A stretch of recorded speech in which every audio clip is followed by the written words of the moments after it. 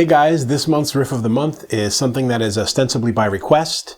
Ostensibly, I spent all that time studying for the SAT like all those years ago. I might as well use the big words.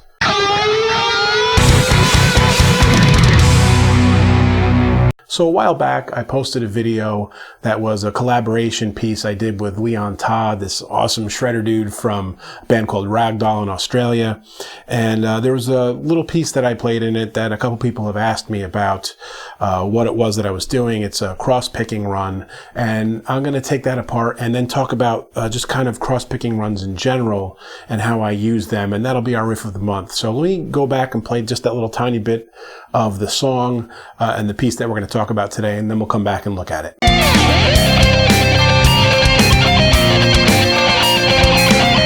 Okay, so that song is in the key of C minor. I'm using the Skirvison for rhythms in there, and that's a drop C tuned guitar. And on the lead, I pulled out my Paul Reed Smith, which is probably is definitely my all-time favorite guitar. And I played this little bit that I showed you there, and let me play it for you slow right now. I'm here kind of centered around a C minor chord box, way up here at an octave, and I start with the 16th fret on the B string, and I am cross-picking or switching strings back over to the root note, the C on the 17th fret of the G string. And the whole pattern is a high note and then bouncing back to the C, the root note, and playing it 3 times. So everything's a 4-note pattern. It fits nice and easily if you play it as 16th notes into a 16th note bar. So it's that note there, which is the E flat. Then the next note, I go up to the first string, 15th fret, the G. And then I'm going up 3 frets to the 18th fret. So, and the important thing here is how you pick it. I start with an upstroke. So it's up and then down, up, down on the next string. This is allowing me to always be picking in the direction of the next string that I'm going to be playing.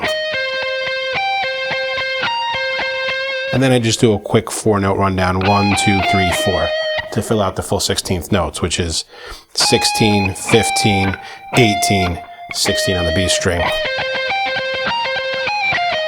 Then I repeat it.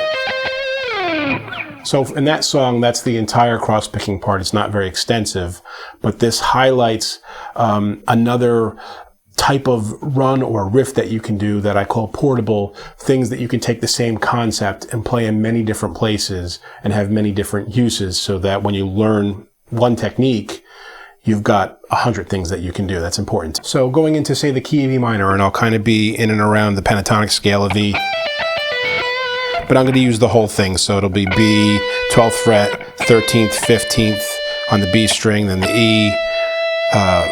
This is the 12th fret, 14th fret, 15th fret. Now, I'm doing this within, actually that's the top of how I play the Mixolydian mode. I do have an entire series on the modes if you kind of don't know your way around the fretboard and you want to learn that, so what I'm talking about makes more sense. I'll link that up here, and you can check that out and come back to this or check it out later, whatever it is. But anyway, same kind of cross-picking thing now, where I'm going to do a high note and then play 3 notes. So it's that same kind of riff, or I can just continue with it.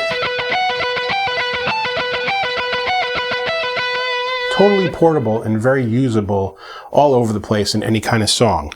So it's all that same concept. I don't have to do it in 4s. I can do something like, so it's 1, 2, 3, 1, 2, 3, 1, 2, 3. So you can play it as sextuplets.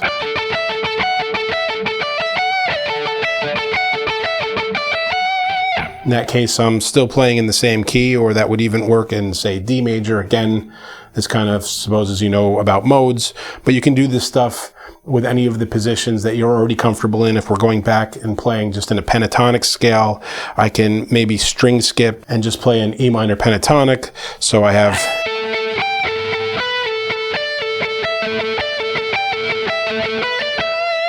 that kind of thing. You can see that this is something that is infinitely usable.